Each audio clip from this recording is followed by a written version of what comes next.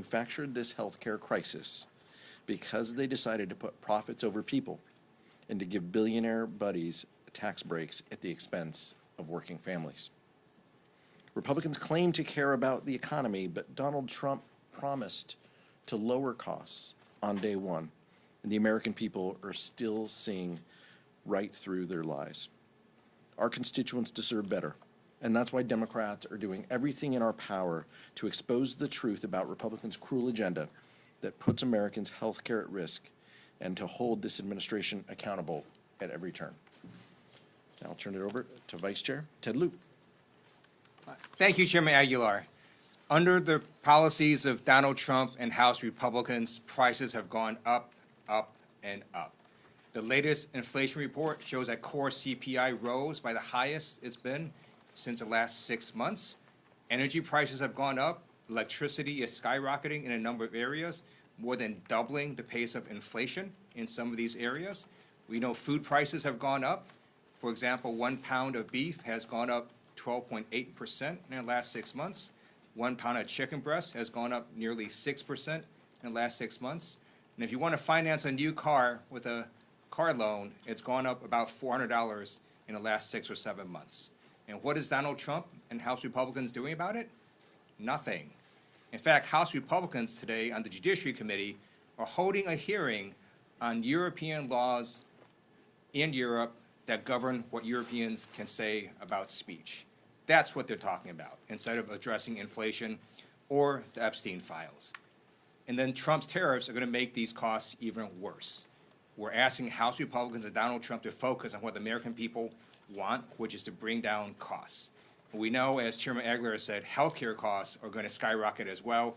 Because of this big, ugly bill, you're going to have deep cuts to Medicaid, as well as the ACA, and an additional $500 billion to Medicare. We saw today that the Trump administration is trying to rebrand the big, ugly bill. Turns out you cannot rebrand crap, right? You can call it fecal matter, you can call it poo. End of the day, it's still crap. And that's because the big, ugly bill has massive cuts to health care, largest in U.S. history. And in exchange, they give really large tax breaks to billionaires and millionaires, including a new yacht tax. Try rebranding that. Now it's my honor to introduce Stephen Horsford. It's an honor to serve with Stephen in leadership. He is a great representative for Nevada, and look forward to hearing Stephen Horsford. Well, thank you very much. It's great to join Chairman Aguilar and Vice Chair Lieu for their tremendous leadership. Thank you for including me in today's press conference. I am Congressman Stephen Horsford, representing Nevada's 4th Congressional District, and as the new Democratic Caucus leadership representative for the 5 terms or less members, I'm eager to bring those insights of our newer members of Congress into the Democratic leadership discussions. And that starts with health care, which is a fundamental right, human right, and an economic necessity. The American people are scared right now. They're scared because congressional Republicans have cut health care to the bone to fund tax breaks for corporations and the ultra-rich. Millions of Americans are now one diagnosis, one broken bone, and one unexpected illness away from financial ruin. More than 20 million people became covered through the advanced premium tax credits. Democrats did that when we passed the Affordable Care Act. We fought to protect those tax credits and extend those tax credits in the Inflation Reduction Act of 2022. But they expire at the end of this year, which means Congress needs to act now to extend them. But so far, Republicans haven't just refused, they've stonewalled our attempts to extend them. And believe me, I would know. They were my amendments. Their big, ugly tax scam adds trillions to our debt, kicks millions of Americans off health care coverage by excluding the Affordable Care Act premium tax credit extension, and it makes coverage unaffordable for millions more. People that I represent from North Las Vegas to rural Nevada, people that I'm here to fight for now. A woman named Andrea whose daughter has schizoaffective disorder. It took 4 years of treatment to stabilize her life. Without affordable health insurance, she couldn't have afforded the consistent care that helped stabilize her, find employment, and return to being a productive and compassionate member of our community. Another named Evan retired with his wife. He tells me that their two greatest concerns are the cost of living and health care, both of which were not on the horizon at the beginning of this year. And Kenneth, who contacted my office after a motorcycle accident. Kenneth is lucky to be alive today, and also lucky he had insurance from the Nevada Exchange. Without his coverage, he could not have come close to covering his medical bills. Some things should rise above partisan politics, and health care must be one of them. Republicans need to join House Democrats now in protecting the health and well-being of our constituents. The time to act is right now. I look forward to working with Chairman Aguilar, Vice Chair Liu, and all of our leadership to make sure health care remains at the top of our priority of what we're fighting for on behalf of the American people. I yield back. Thank you, Stephen. Happy to field questions for Vice Chair Liu and Mr. Horsford. Go ahead. Hello, thank you. Just pivoting to the crime situation we're seeing right now, crime rates have fallen significantly since the president's federal takeover of DC law enforcement. Would you consider that a success with rates dropping so much? I think we've seen post-COVID in big cities across the country, crime continue to go down. I think what folks in DC need to understand and think through is, do we want to live in a permanent police state?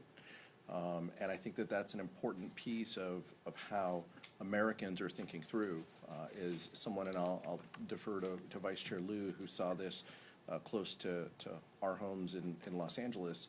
What the administration did is illegal and wrong. If they want to protect federal assets, they can.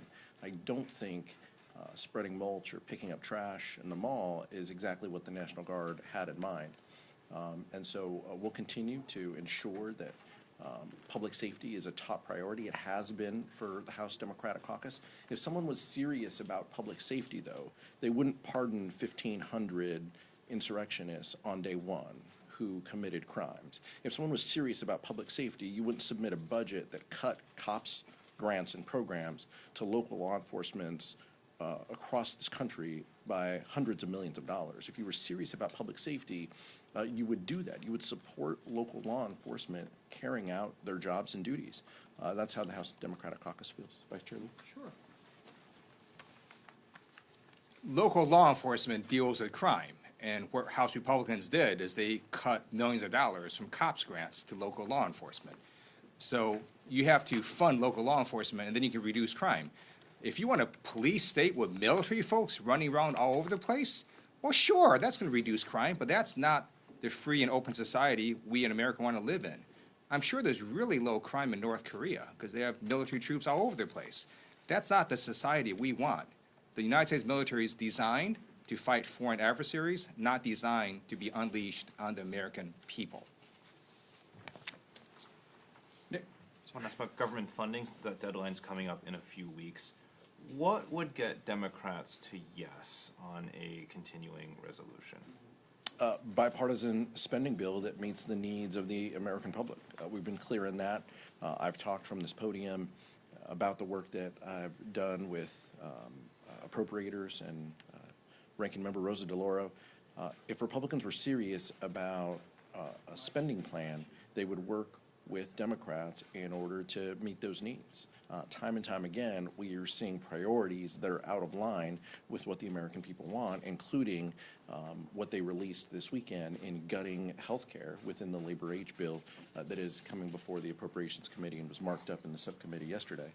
So that gives us huge concern, but Republicans know that they need to work with us, and we stand ready to do that. If they want a shutdown, then they have the ability to put one forward. If Donald Trump and House Republicans want to shut down, they can.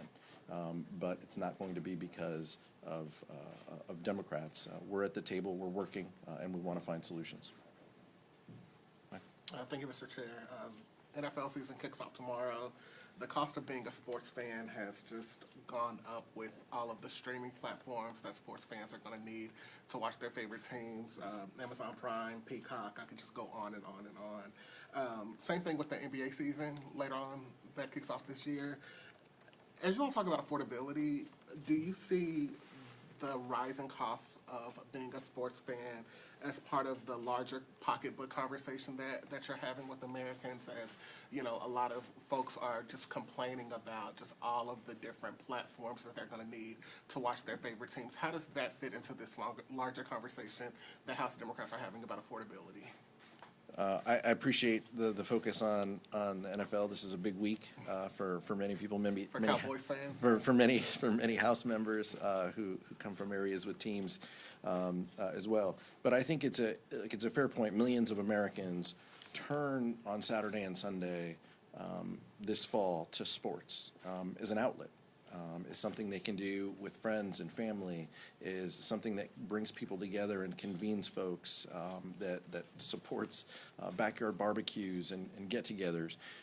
And I do think that the rising costs that people face are not exclusive to housing, healthcare, gas, and groceries, but it includes lots of categories like entertainment, like going out to dinner with your family, like watching your local sports teams. And I think that's something that we have to be mindful of as well. Many of these media companies are buying each other up and raising costs along the way. Many of them are cutting deals with sports teams to have their own networks, or at least they were a decade ago. That model's changed a little bit.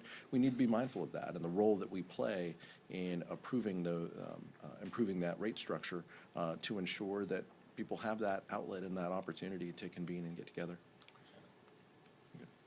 As a Browns fan, Ted Lieu has no comment. Thank you, sir. I'm wondering if you could just react to what Vice Chair Lieu mentioned earlier in the presser about this rebrand by Republicans of they're calling it the One Big Beautiful Bill. Now they're calling it the Working Families Tax Cut. Do you see that as a surrender on where the sentiment is about that bill right now? I mean, what Republicans don't understand is it's not the language, it's not the title of the bill that people are objecting to. It's the substance. It's that this is bad policy and people see through that. There's not enough lipstick you can put on this pig to make that any better looking. That's the concern that the American public has. And so after months and months touting their one big ugly bill, now they want to pivot. They can send J.D. Vance across the country. They can spend millions of dollars on a marketing campaign. It's not going to change the fact that over 15 million people are going to lose their health care coverage as a result of their bill. It's not going to change the fact that energy costs are going to rise, premiums, healthcare premiums are going to rise very soon to the American public as a result of their bill. It's scary and it's shocking that they feel changing some of the language associated with it is going to give them a lifeline, but that's just not the case. I am not aware of many working families that buy yachts, and so this big, ugly bill has this new yacht tax break that is so good that Forbes magazine published an article where a consultant for billionaires said, quote, "too good to be true," referring to that yacht tax break. So what we're talking about really is not tax breaks mostly for ordinary Americans. It's really weighted towards the top 1%. And if you look at the CBO scoring, the lowest income bracket actually has a taxes increase over the life of this bill. So that's what this bill actually does. And I'll just add, as a member of the Ways and Means Committee, we actually had a Ways and Means field hearing in Las Vegas at the end of July, at the beginning of the district work period, the Friday before the district work period. And they came to try to sell their one big beautiful bill. And what came out of that hearing is that any benefits for working people are temporary and capped, while the benefits for the very wealthy and big corporations are permanent and have no caps. whether it's no tax on tips or overtime, workers feel betrayed when they're promised something during a campaign, and then when they find out about the details of it and realize that it either doesn't apply to them or it's not what was promised, it's actually a betrayal of the American public who believed that they were going to get relief from this big ugly bill.